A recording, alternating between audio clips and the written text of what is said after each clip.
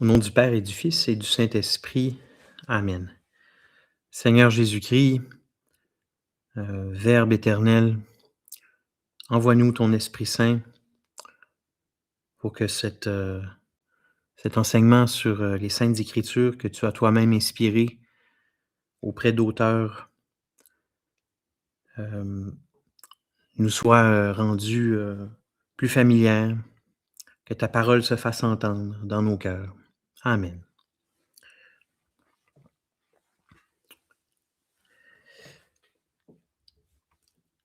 Voilà, alors je vous partage mon écran.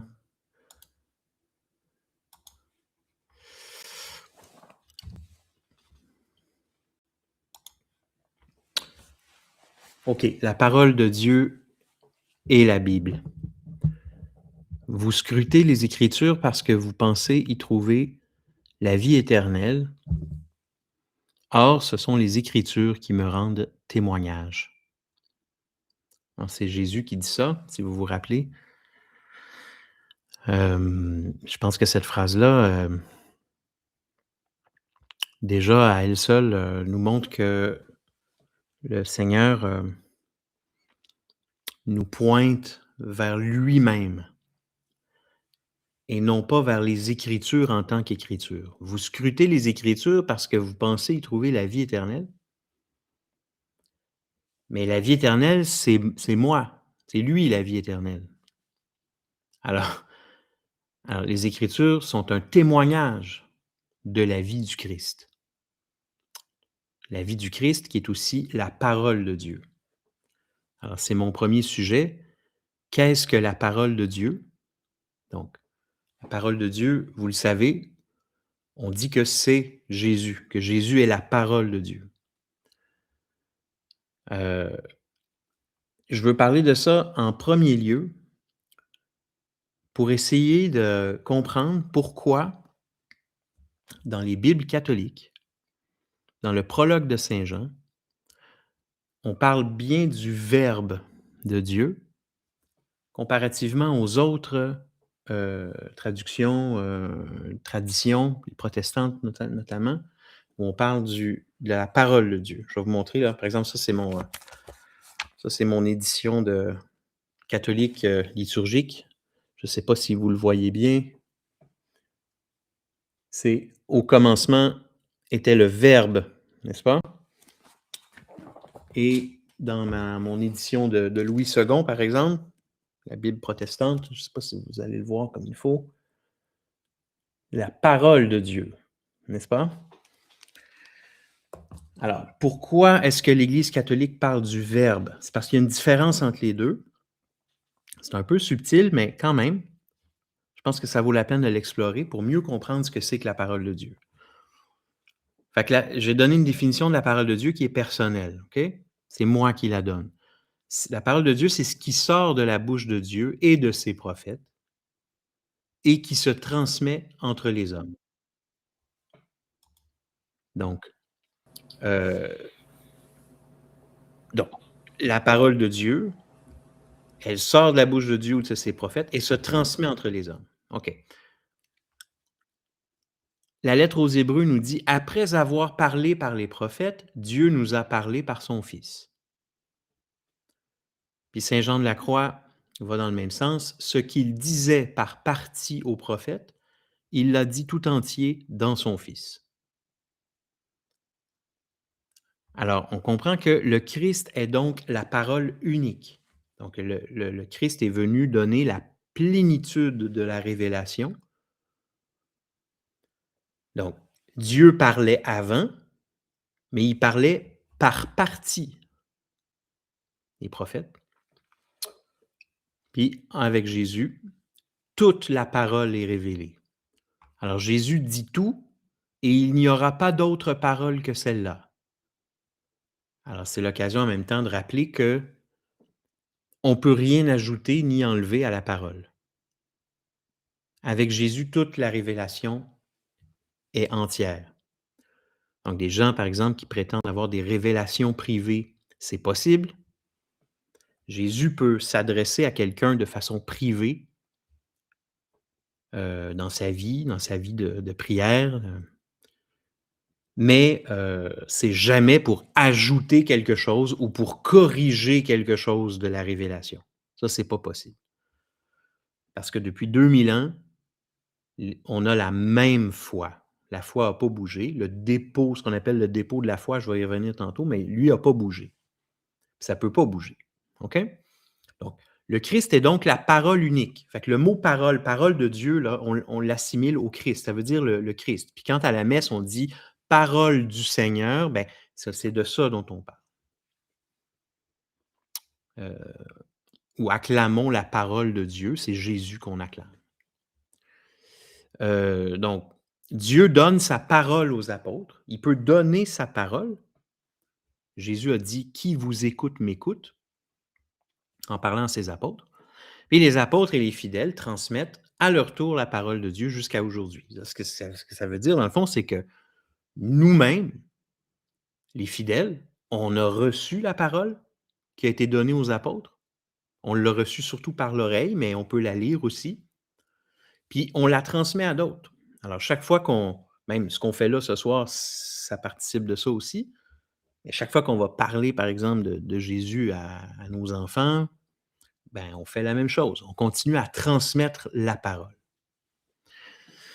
Maintenant, les catholiques, au début, l'Église catholique a toujours compris le début du prologue de l'Évangile de Jean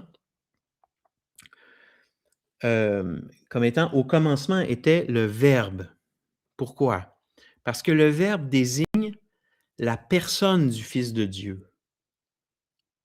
Et le Verbe, c'est encore plus grand que la parole. Okay?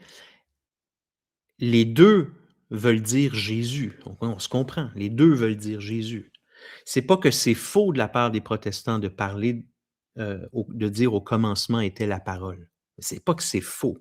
C'est que c'est pas tout à fait juste.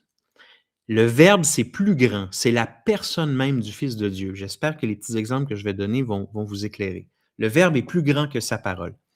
Alors, tout à l'heure, je disais, Dieu donne sa parole aux apôtres, puis les apôtres et les fidèles, on la reçoit, puis on peut la transmettre aux autres. Mais Dieu ne donne pas son Verbe aux apôtres. C'est-à-dire que Dieu donne son Fils dans l'Eucharistie. Le Fils s'est donné pour l'humanité sur la croix. Donc, mais il s'est donné à nous au quotidien dans un sacrement qui s'appelle l'Eucharistie. Donc, pensez par exemple à l'Eucharistie, qu'on appelle aussi le Saint-Sacrement. On peut s'agenouiller devant l'hostie puis l'adorer. Pourquoi on peut l'adorer? Parce que c'est la personne même de Jésus qui est là. C'est-à-dire, c'est Dieu même, Fils de Dieu, personne de la Trinité. Mais on n'adore pas la parole de Dieu. On ne va jamais mettre une Bible avec avec un lampion à côté puis se mettre à adorer la parole de Dieu. On n'a jamais parlé comme ça. OK? On ne parle pas comme ça. Cependant, l'Église enseigne clairement qu'on vénère la parole de Dieu. On vénère les Écritures de la même façon qu'on vénère le corps du Seigneur. Hein? Puis les deux sont présents dans la messe. Ça aussi, j'espère que je vais pouvoir y revenir tantôt, là. Mais on adore seulement Dieu. Donc, le Verbe est plus grand que sa parole. Donc, la parole est reçue, elle sort de la bouche de Jésus, elle est reçue et mise en pratique. On peut faire ça avec la parole. OK? Mais on ne développe pas une relation avec une parole, avec quelqu'un. Voyez? Hein, on ne peut pas dire que la parole n'a pas été crucifiée pour toi. La parole n'est pas morte pour toi. On ne parle jamais comme ça. C'est Jésus qui est mort pour toi. C'est le Verbe de Dieu qui est mort pour toi. OK, alors, mais les deux se confondent mystérieusement. Hein, le catéchisme l'enseigne comme ça aussi. Hein. Dieu ne dit qu'une seule parole. Quand on met un P majuscule, là, c'est que Jésus est pleinement là aussi, dans n'importe quelle de ses paroles. Dieu n'a qu'une seule parole et son Verbe unique en qui il se dit tout entier. Alors, les deux se confondent. Donc, mais il y a comme une nuance comme ça qui fait qu'on remarque que dans la pratique de notre foi, on n'adore pas la parole. Alors, j'espère que ça vous éclaire un peu. Maintenant, je vais parler de la parole de Dieu elle-même puis de la Bible. Alors, je vous ai fait un petit graphique. J'aime les graphiques. Donc, en haut, la parole de Dieu. La parole de Dieu a dit beaucoup de choses, puis on va s'arrêter sur 3 petites choses. La parole de Dieu dit: «Qui vous écoute, m'écoute». Elle a dit ça aux apôtres. Qui vous écoute, m'écoute. Elle a dit aussi: «Sur cette pierre, je bâtirai mon église».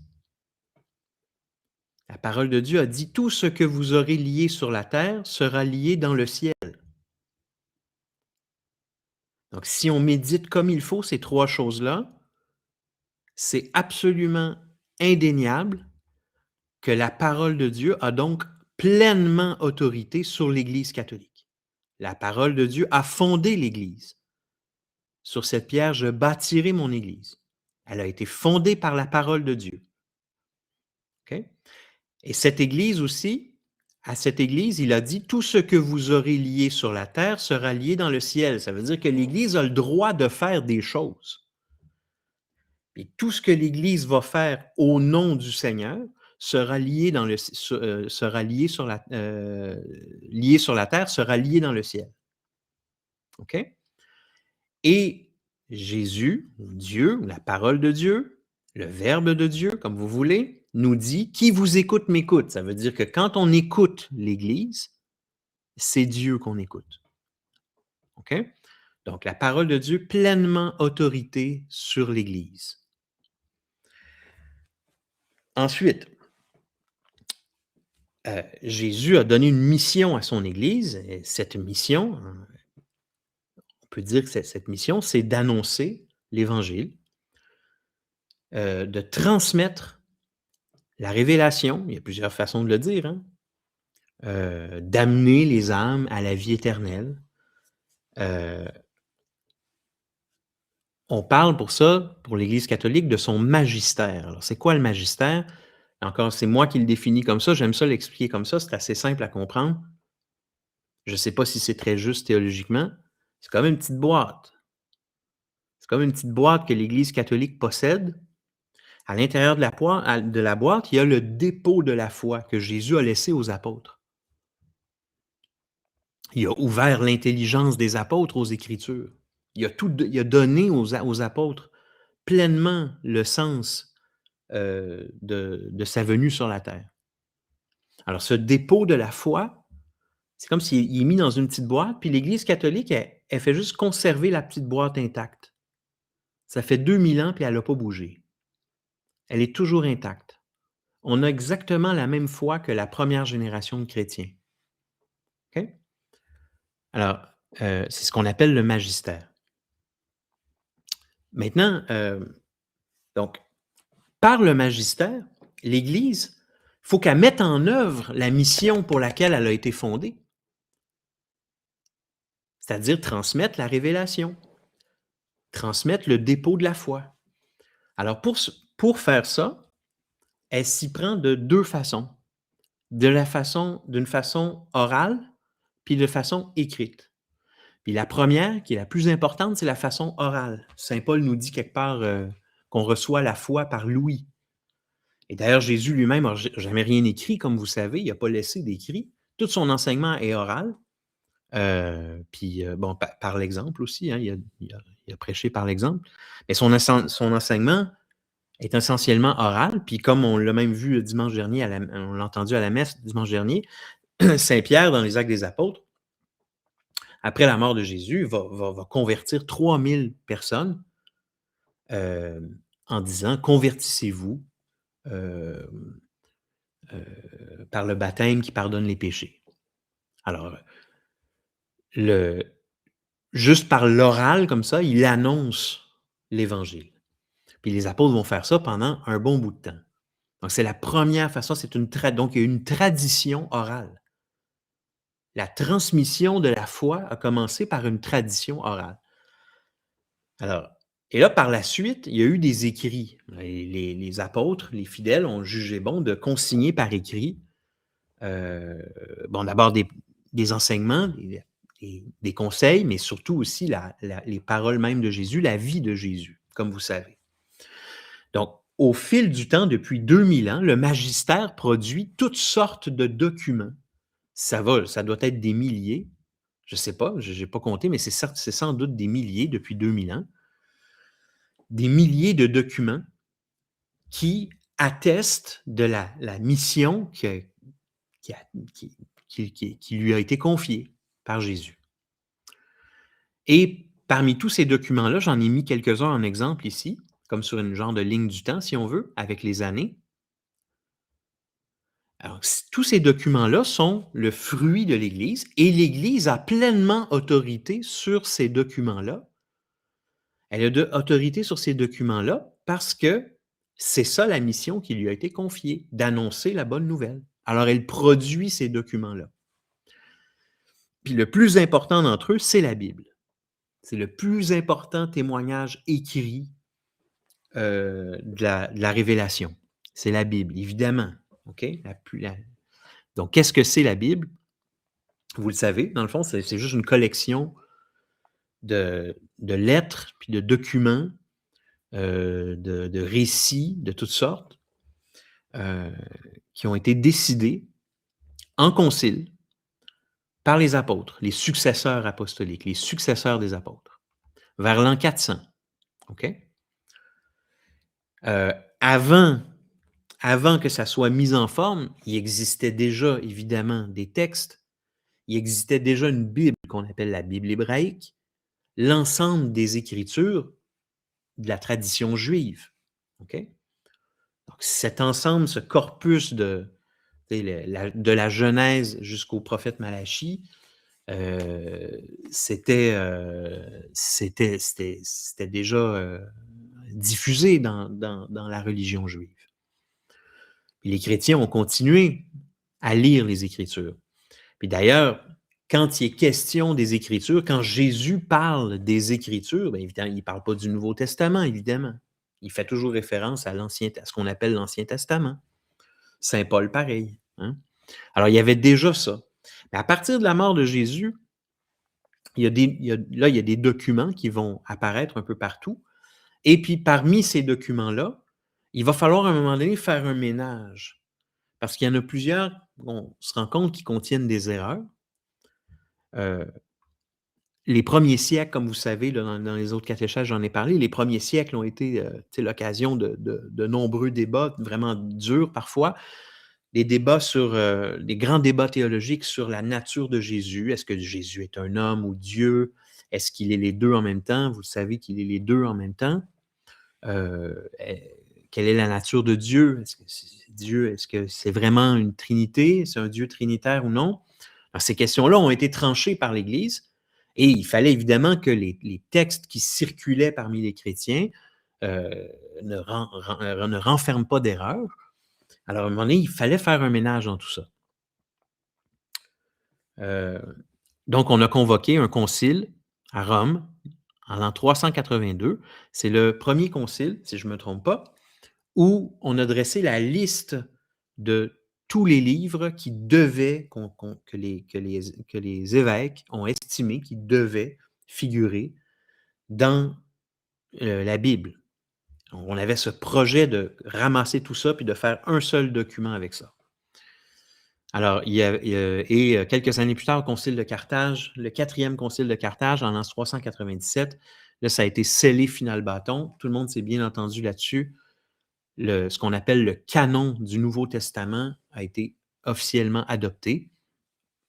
Et on a donc demandé aussi, parce que comme les textes circulaient dans différentes langues, en grec surtout, mais beaucoup de textes en araméen ou en hébreu, on a demandé de traduire tous ces textes-là en latin à Saint Jérôme, qui l'a fait, un érudit.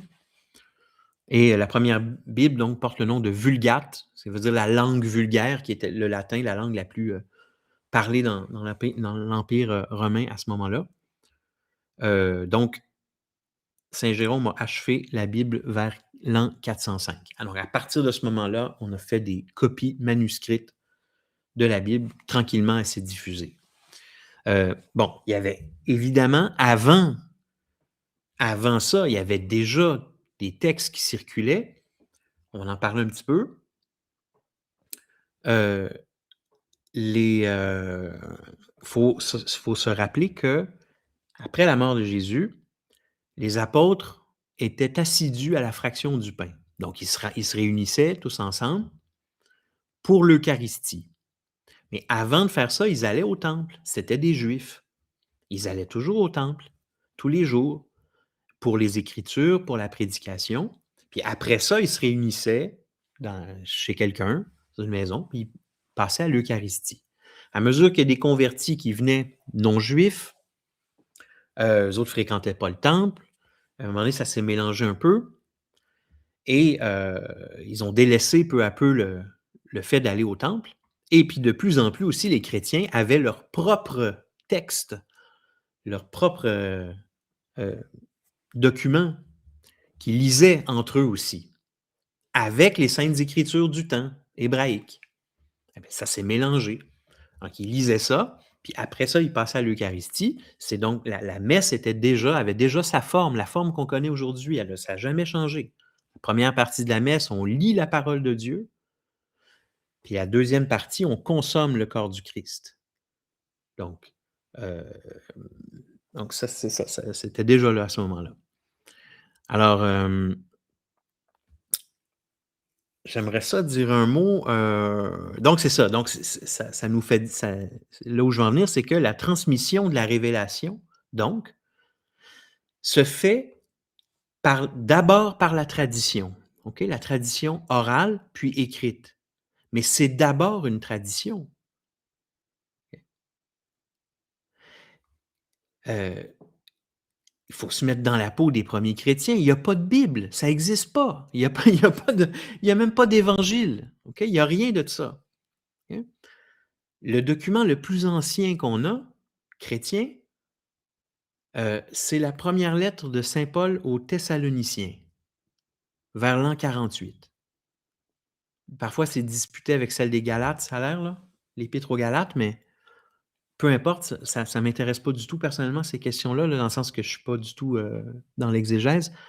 Mais ce que je veux illustrer par là, c'est simplement qu'il faut se mettre un petit peu dans l'esprit que 15 ans après la mort de Jésus, il n'y a pas d'évangile encore. Les apôtres font juste parler comme je disais tout à l'heure, comme Pierre, comme Paul, ils vont prêcher comme ça. Ils racontent les événements de la vie de Jésus oralement. Et puis, alors là, saint Paul commence à écrire. La plus vieille qu'on a, c'est celle-là. Imaginez-vous, vous êtes à Thessalonique, en Grèce, vous vous convertissez au Christ, vous entendez prêcher, et puis là, vous recevez une lettre de saint Paul, et là, vous lisez ça, mais vous n'avez jamais lu l'Évangile. Alors, c'est très spécial. Vous vous prêterez à l'exercice de lire la première lettre aux Thessaloniciens avec l'idée qu'on ne connaît pas l'Évangile, que c'est tout ce qu'on a par écrit. C'est vraiment spécial. Donc, à quoi ces gens-là croyaient? Ils ne croyaient pas, ils n'avaient pas une foi. De toute façon, Gabriel dit, de toute façon, il n'y avait pas grand monde qui savait lire. C'est vrai, tu as raison, mais je fais une parenthèse là-dessus. J'ai lu il y a quelque temps de ça, que les Juifs étaient le peuple de l'Antiquité avec le plus haut taux d'alphabétisation. C'est comme méconnu, cette affaire-là. Tu sais, on pense souvent les Grecs là, qui étaient plus lettrés, mais c'est juste une élite qui était lettrée en réalité. Tandis que la capacité de lire, c'était beaucoup plus répandu chez les Juifs parce que souvent, les pères de famille étaient capables de déchiffrer un peu les Écritures, puis les femmes aussi. Alors, mais bon, c'est une petite parenthèse comme ça. Mais bon, là, j'ai perdu un peu le fil de ce que je voulais dire.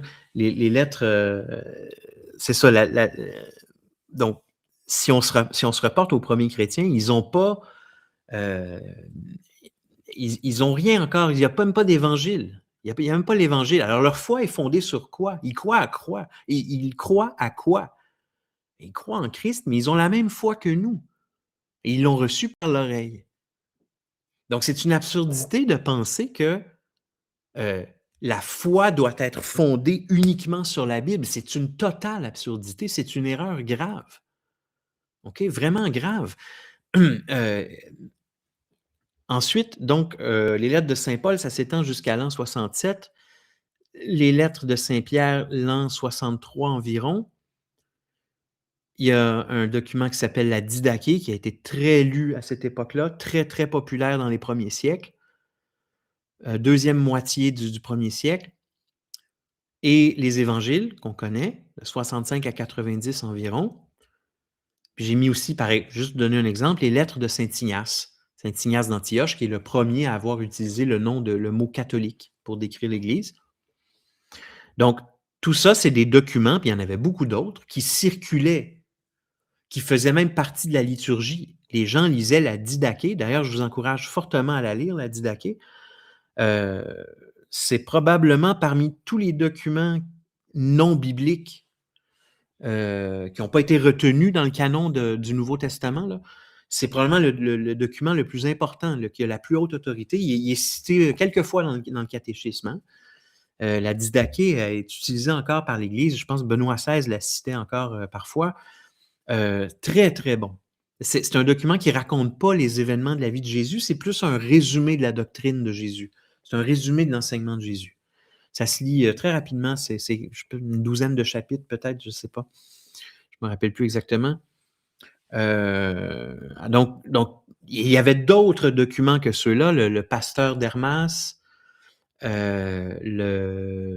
quoi d'autre aussi, l'épître de Barnabé. Et puis, il y avait aussi, évidemment, des faux évangiles ou ce qu'on appelait des évangiles apocryphes, des variantes des évangiles. Donc, il y avait toutes ces choses-là qui circulaient. Donc, vous voyez la nécessité que l'Église a eue de procéder à un ménage là-dedans. Maintenant, comme je disais tantôt, donc la foi ne peut pas être fondée exclusivement sur la Bible. C'est un contresens. Pendant 400 ans, il n'y a pas eu de Bible. Il y a eu des lettres à gauche et à droite, mais il n'y a pas eu de Bible. Donc, mais là, vous voyez, je l'ai mis en bleu, la Bible. Pourquoi je la mets en bleu? C'est parce que de tous les documents que l'Église a produits, c'est celui-là qui est le plus important. Pourquoi c'est celui-là qui est le plus important? Pourquoi il est plus important que tous les autres? C'est d'abord parce que ce document-là, la Bible, contient les paroles mêmes de Jésus. Okay? Le sujet, c'est exclusivement la vie de Jésus, les paroles de Jésus et ce qu'il faut interpréter et comprendre de la vie de Jésus. Donc, c'est la parole même. Donc, ça, déjà, ça a une très, très grande autorité. Puis, l'autre chose, c'est que les pères de l'Église, sous l'action de l'Esprit Saint, lors de ces conciles-là, ont décrété que ces livres-là étaient ceux qui étaient inspirés par l'Esprit Saint. Les auteurs étaient inspirés par l'Esprit Saint.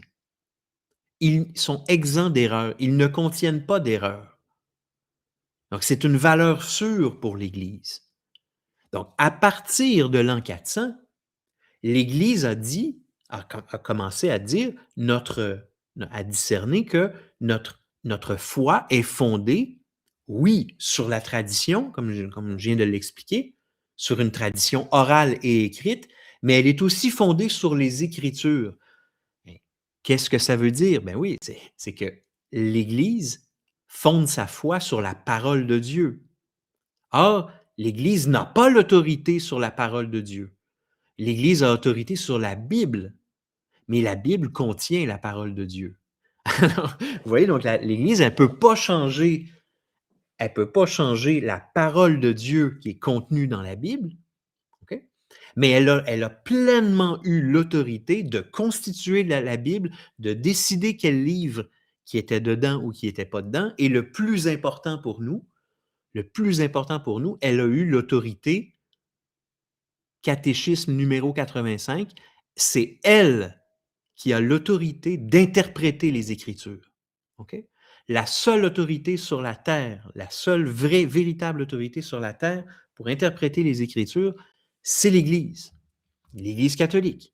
Pourquoi? Parce que c'est elle qui l'a créée, la Bible. Okay? C'est Qui vous écoute m'écoute. Alors, alors c'est vraiment mystérieux parce que la parole de Dieu, c'est comme faufilé, pour ainsi dire, jusqu'en l'an 400 dans ce document-là, la Bible. Mais c'est la parole de Dieu, alors on ne peut pas la changer. On ne peut pas la changer. Donc, elle devient, comme c'est la parole de Dieu, elle devient une autorité dans l'Église. Donc, véritablement, notre foi est fondée donc sur l'Écriture sainte et la tradition. Mais la tradition, elle est première. Donc, l'Écriture sainte, la Bible, est un fruit de la tradition. Alors, avec ça, avant de prendre en feu, je vais m'arrêter, puis on va reprendre ça la semaine prochaine pour la suite. Merci beaucoup.